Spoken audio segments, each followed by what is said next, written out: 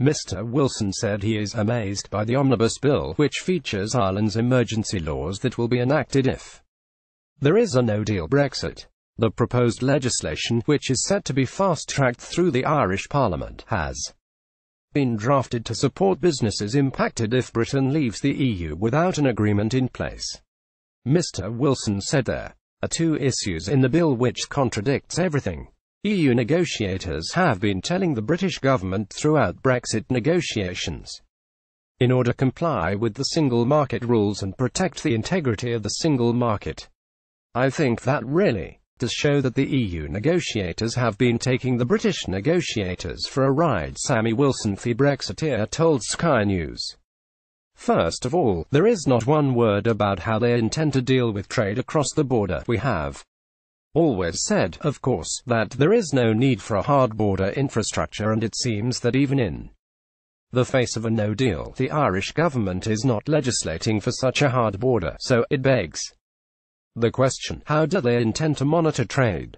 And the second thing is that some of these proposals are drawn totally contrary to the EU state aid rules, something which the EU has insisted that the British government has to adhere to, and, in fact, one of the reasons for the Northern Ireland Protocol was to ensure that Northern Ireland stayed within the single market state aid rules that were very specific, that in order to protect the single market. Brexit News. Sammy Wilson said he was amazed by the Omnibus Bill. Image BBC Sky News. Yet, here we have the Irish government proposing legislation which would have grants, loans, and support given to certain industries in the Irish economy without adhering to state aid rules. I think that really does show that the EU negotiators have been taking the British negotiators for a ride. Following the release of the proposed legislation, Foreign Affairs Minister Simon Coveney claimed a no-deal Brexit will be a lose-lose-lose situation. Speaking from Dublin on Friday, Mr. Coveney said his only desire is to see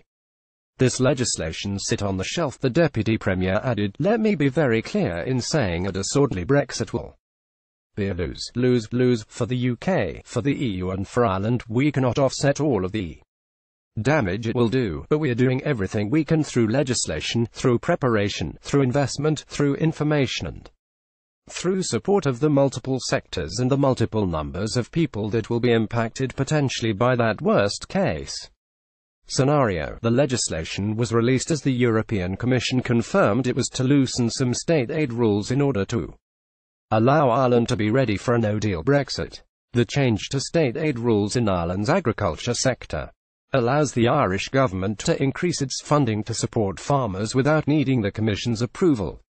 The Omnibus Bill incorporates 15 pieces of current legislation to minimise the effects on Ireland of the UK leaving the EU without a deal.